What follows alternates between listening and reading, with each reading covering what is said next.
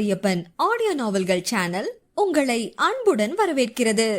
மனதுக்கு இதம் தரும் இனிய நாவல்களை நிதமும் கேட்டு மகிழுங்கள். உங்கள் ரசனைக்கு விருந்தளிக்கும் நாவல்களை தொடர்ந்து கேட்க சேனலை சப்ஸ்கிரைப் பண்ணுங்க, லைக், ஷேர் அண்ட் கமெண்ட் பண்ணுங்க. இணைந்திருங்கள் நித்யா மாரியப்பன் ஆடியோ நாவல்கள் சேனலுடன்.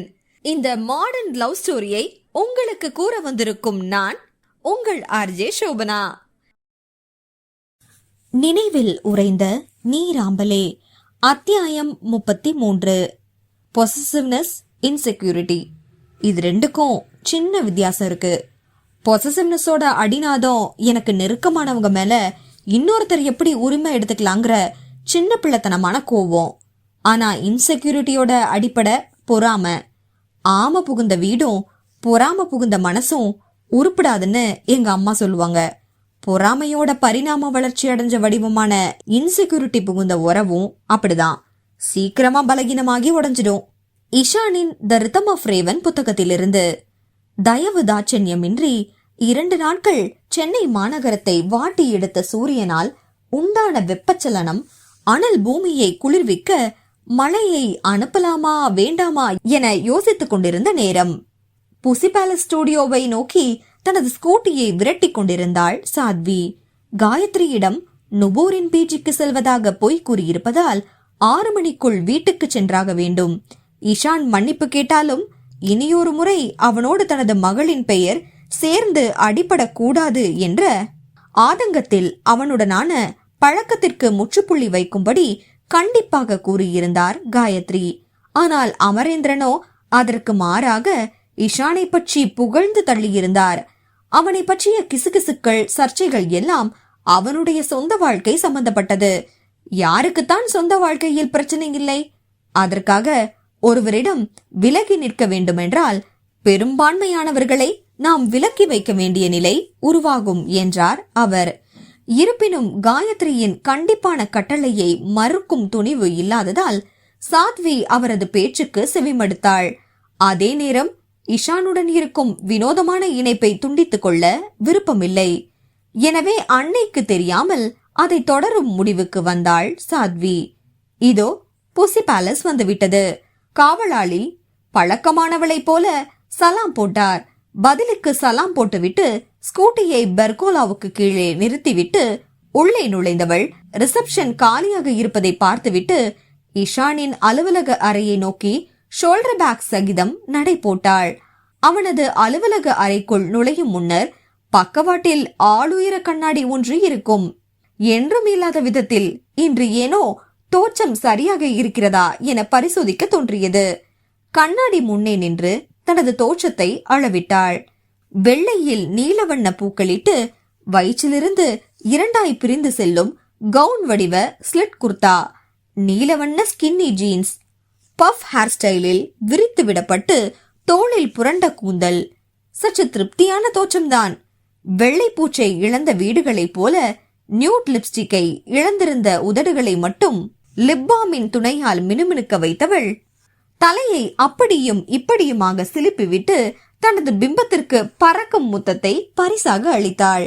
அலுவலக அறையின் கதவு திறக்கும் சத்தம் கேட்கவும் எதுவுமே நடக்காதது போல ஷோல்டர் பேக்கின் பக்கவாட்டு வார்களை பிடித்தபடி நின்றவள் வெளியே வந்த அமித்திடம் புன்னகையை வீசினாள்.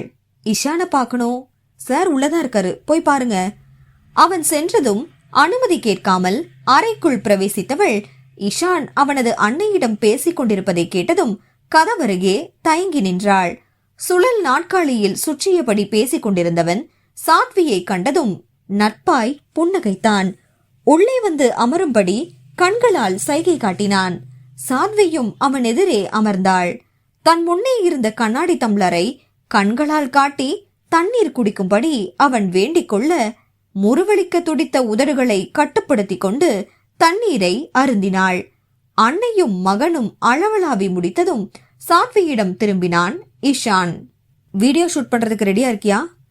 I am ready. அப்போதுதான் அவளை உற்று கவனித்தான் இஷான். உன் லிப்ஸ்டிக் ஷேட் மாறி இருக்கோ? கண்களை சுருக்கி அவன் கேட்ட விதத்தில் சாத்விக்கு பரபரப்பு இழையோடியது.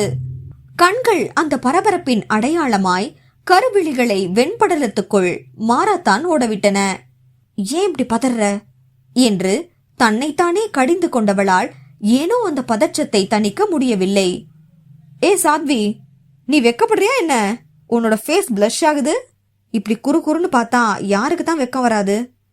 எப்போதும் இஷான் செய்வது போல ஆட்காட்டி விரலை முகத்தின் குறுக்கே வைத்து பெருவிரலால் மோவாயை தாங்கி பாதி முகத்தை மறைத்து கொண்டாள் சாத்வி. அப்படியே முகத்தை மறைத்தபடி சமாளித்தாள். நான் ஒன்னும் வெக்கப்படல. நம்ம டென்ஷன் ஆகிறப்போ அட்ரினல் அதிகமா சுரக்கும். அப்போ வாசோலிட்டேஷன் நடந்து பிளட் வெசல்ஸ் விரிவடையும். அதனால ஃபேஸுக்கு வர பிளட் ஃப்ளோ அதிகமாகும். ஃபேஸ்ல இருக்கிற வெயின்ஸ் அட்ரினலுக்கு ரெஸ்பாண்ட் பண்றதுனால விரிவடைஞ்சு அதிகமான ரத்தத்தை அலோ பண்றதால நம்ம முகம் செவந்து போகும். இஷான் நமட்டு சிரிப்பை உதட்டுக்குள் பூட்டி கொண்டான். இததான் ஷார்ட்டா நான் வெக்கப்படுறதுன்னு சொன்னேன். உஃப், அதெல்லாம் ஒன்னும் இல்ல. அப்ப ஏன் பாதி முகத்தை மறைச்சு வச்சிருக்க? நீ கூட தான் அடிக்கடி பாதி முகத்தை மறைச்சு போஸ்ட் கொடுப்ப. அப்ப நீ வெக்கப்படுறன்னு அர்த்தமா? யாருக்கும் தெரியாம நான் எதையாச்சும் ரசிக்கிறப்ப பாதி முகத்தை மூடிப்பேன். நீ என்னோட பாடி லாங்குவேஜ இவ்ளோ க்ளோஸா வாட்ச் பண்ணிருக்கன்னு இப்பதானே தெரியுது.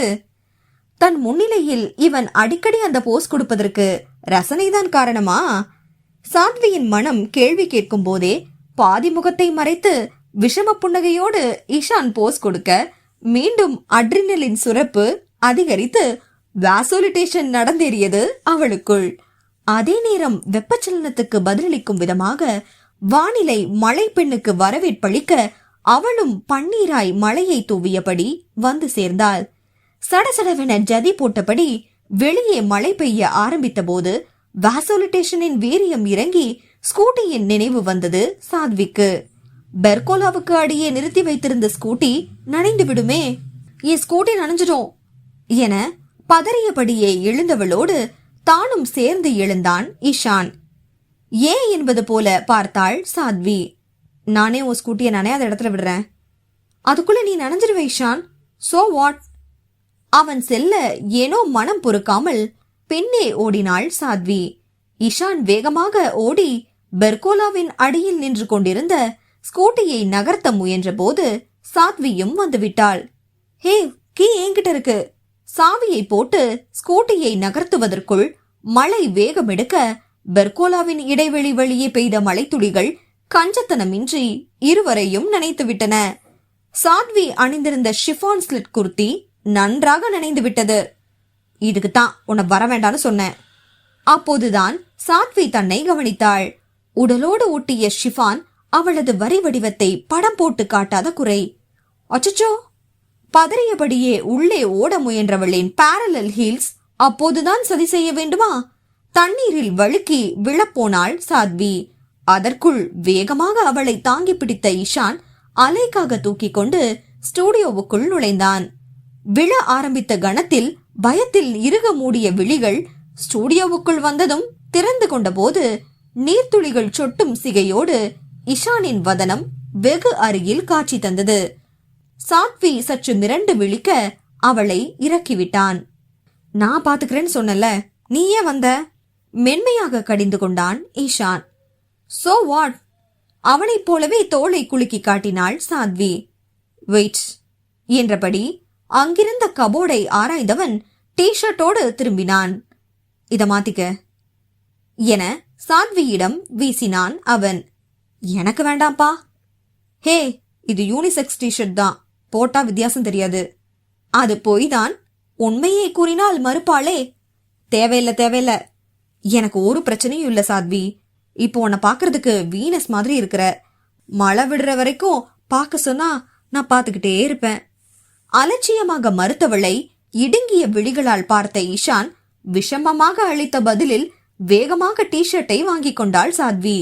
மெல்லிய ஷிஃபான் குருதிக்குள் இருந்த தேகத்தை தண்ணீரில் நனைந்த ஆடை பளிச்சென காட்டியதை தான் அவன் வீனஸோடு ஒப்பிட்டிருந்தான். நீ சரியான ஃப்ளர்ட். கடித்து துப்பிவிட்டு அவன் கை காட்டிய வேறொரு அறைக்கு ஓடினாள் சாத்வி. நினைவில் உறைந்த நீராம்பலே. அத்தியாயம் 34. தெளிவான நீரோட்டமாக செல்லும் வாழ்க்கை மிகவும் அழகானது. ஆனால் அதில் சுவாரஸ்யம் குறைவு. வாழ்க்கையை சுவாரஸ்யமாக்குவதற்கு சிறு சிறு குழப்பங்கள் தேவை. வாலிபத்தில் மிஞ்சி மிஞ்சி போனால் என்ன குழப்பம் உண்டாகும்? தான் நேசிக்கும் நபருக்கு தன் மீது அதே நேசம் இருக்குமா என்ற குழப்பத்தை தவிர முகிலனின் வாலிப உள்ளத்திலும் அந்த குழப்பம்தான் புயலாய் மையம் கொண்டு இருந்தது. ஆல்பட்ராஸ் அலைஸ் சாத்வியின் மேனஸ்கிரிப்டிலிருந்து. இஷான் உதடு மடித்து சிரித்தபடி மீண்டும் சுழல் நாட்காலியில் அமர்ந்தான். அவனது உடை இன்னும் ஈரமாகத்தான் இருந்தது. சாத்வி டி-ஷர்ட்டை அணிந்து கொண்டு வந்தவள் ஈரமான உடையை எங்கே வைப்பது என அலைபாய இஷான் ஷாப்பிங் கவர் ஒன்றை நீட்டினான். அதில் ஈர உடையை வைத்தவள் நனைந்த கூந்தலை விரித்துவிட இஷான் தனது கன்னத்தை கைகளில் தாங்கியவாறு அமர்ந்தான். மனமும் மூளையும் எக்குத்தப்பாக யோசித்தது. இடியுடன் கூடிய மழையில் பெண்ணொருத்தியுடன் வாய்த்த தனிமையது. சற்று சினிமாத்தனமான சூழல்தான். இப்போது கண்ணியம் காக்க அவனது மனமும் மூளையும் ஒத்துழைக்க மறுத்தன. அவனது பார்வையில் கூடிக்கொண்டே சென்ற ரசனையை உள்ளுணர்வால் கண்டுகொண்ட சாத்வி இடுப்பில் கையூன்றி முறைக்க அப்போதும் பார்வையை மாற்றிக்கொள்ளாமல் சிரித்தான் இஷான். அவனது பார்வையிலேயே உள்ளுக்குள் பெரு வெடிப்பாய் நாணம் குமிழிட்டது. வெகு சிரமப்பட்டு வந்த வேலையை நினைவுக்கு கொண்டு வந்தாள் Sathvi. Hello mister Romeo, romantic மூட்ல இருந்து சீரியஸ் மூடுக்கு வாப்பா. அவனிடம் கராராக பேசி இயல்புக்கு கொண்டு வர முயன்றாள். அந்த முயற்சி என்னவோ பாதி கிணறுதான் தாண்டியது. இஷானிடமிருந்து கவனத்தை திருப்பிக் கொண்டாள். ஷோல்டர் பேக்கில் இருந்த ட்ரைபாடுடன் கூடிய கேமராவை அவன் எதிரே வைத்தவள் கோணத்தை சரி பார்த்தாள். ஓகே, நான் சொல்றத அப்படியே சொன்னா போதும். சொல்ல வேண்டிய வசனத்தை அவனிடம் ஒப்பித்து காட்டினாள் சாத்வி. ஹாய், நான் உங்க Ishan Raveendran. Subscribe to Cineminions channel. எங்க சொல்லு. இஷான் அவள் கூறியதை அப்படியே கூறியும் சாத்வி திருப்தி அடையவில்லை. என்னையா நீயே ஜவுளி கடை விளம்பரத்துல ஆடி தள்ளுபடின்னு சொல்ற மாதிரி பேசுற? கொஞ்சம் யூத்ஃபுல்லா சொல்லு மேன். இங்க பாரு இஷான், இஷான் மீன்ஸ் ஸ்வாக். அந்த ஸ்வாக் எங்க போச்சு? நீ என்னடானா நான் உன் கழுத்துல கத்தி வச்சு பேச சொன்ன மாதிரில இருக்கு உன் ஃபேஸ் ரியாக்ஷன். அவனும் ஒவ்வொரு முறையும் ஏதோ ஒன்றில் சொதப்பினான். சாத்வி பொறுமையை இழந்தவள் அவனை நெருங்கினாள். கடுப்பாக அவனது தாடையை பிடித்தாள். ஏன் இந்த மூஞ்சில ரொமான்ஸே வர மாட்டேங்குது? நீ physically present but mentally absent. என்னாச்சு ஈஷான் உனக்கு? ஈஷான் அவளது கையை விலக்கிவிட்டு உஃப் என பெருமூச்சு விட்டுக்கொண்டான். இடுப்பில் கையூன்றி சில நிமிடங்கள் அறையின் மேற்கூரையை பார்த்தான். பின்னர் சாத்வியிடம் வந்தவன், நீ பண்றது உனக்கே நியாயமா இருக்கா சாத்வி? வெளிய பாரு, சில்லுன்னு மழை, உள்ள நீயும் நானும் மட்டும்தான். நீயாச்சும் நனைஞ்ச ட்ரெஸ்ஸ சேஞ்ச் பண்ணிட்ட. என்ன பாரு, இப்படி இருக்கிறவனோட மைண்டு அவன் கண்ணெதிரில ஏஞ்சல் மாதிரி இருக்கிற பொண்ணுகிட்ட போகுமா, இல்லனா அவ போடுற மொக்கைய கவனிக்குமா? உனக்கு இதயம்னு ஒண்ணு இருந்துச்சுன்னா அதை கேட்டுப்பாரு, அதுவே நீ ஒரு கொடுமைக்காரின்னு உன்னையே திட்டும் என்று மொத்த பழியையும் அவள் மீது போட்டான். அப்படியா? சரி விடு, இந்த வீடியோவை நீ தெளிவான மனசோட இருக்கிறப்ப ஷூட் பண்ணிக்கலாம் என சாத்வி இலகுவாக வீடியோ ரெக்கார்டிங்கை ஒத்தி வைக்கவும் இஷான் திகைத்தான். பொதுவாக அவள் அவனை காரணமின்றி சந்திக்க விரும்பியதில்லை. ஊர்வாய்க்கு அவளாக விரும்பாத அவளது குணத்தை நன்கு அறிந்தவன் என்பதால் இஷானும் கண்ட நேரத்தில் அவளை அழைப்பதில்லை. ஆனால் இப்போது அவன் முன்னே நிற்பவளோ வந்த வேலையை ஒத்திவைக்கிறாள். அப்படியென்றால் அவனை பற்றிய அவளது நிலைப்பாட்டில் ஏதோ மாற்றம் நேர்ந்திருக்க வேண்டும். அதை வெளிப்படையாக கேட்டான் இஷான். உன்கிட்ட ஏதோ ஒரு சேஞ்ச் ஓவர்.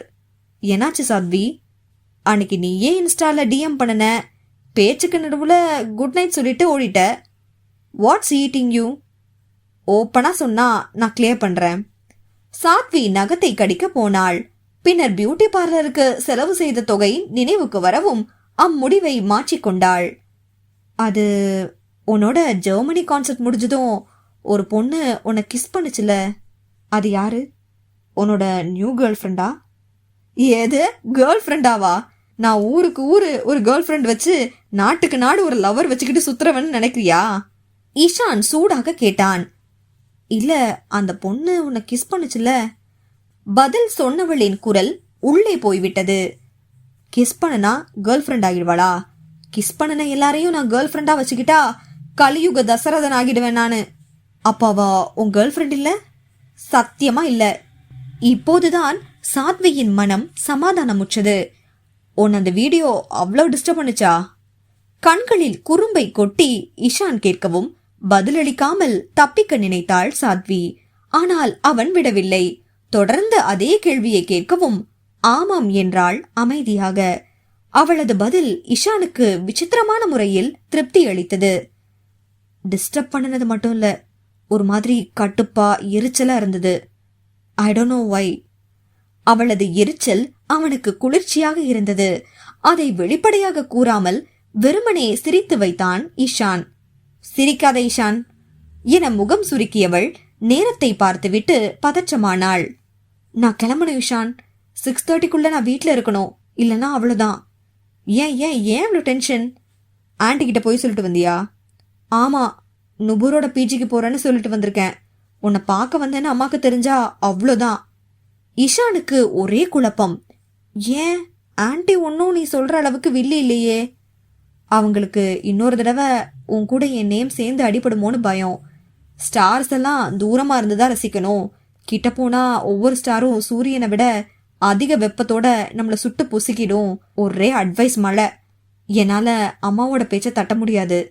அதே நேரம் அம்மா பயப்படுற அளவுக்கு இன்னொரு பிரச்சனை வர்றதுக்கு நீ விடமாட்டேன்னு நான் நம்புறேன். இந்த சின்ன பொய்யால யாருக்கும் கெடுதல் இல்லைல்ல இஷான்?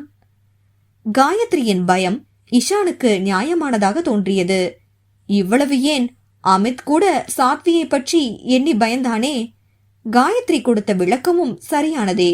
பிரபலங்கள் அனைவரும் சுட்டு புசுக்கும் நட்சத்திரங்கள் அல்ல என அவருக்கு புரிய வைத்துவிட்டால் பிரச்சனை தீர்ந்துவிடும் என அவன் நம்பினான். மழையும் நின்றுவிட சாத்வியும் இன்னொரு நாள் அவனை வைத்து வீடியோ ரெக்கார்ட் செய்ய ஸ்வப்னில் வருவான் என கூறிவிட்டு இஷானின் ஸ்டூடியோவிலிருந்து கிளம்பினாள்.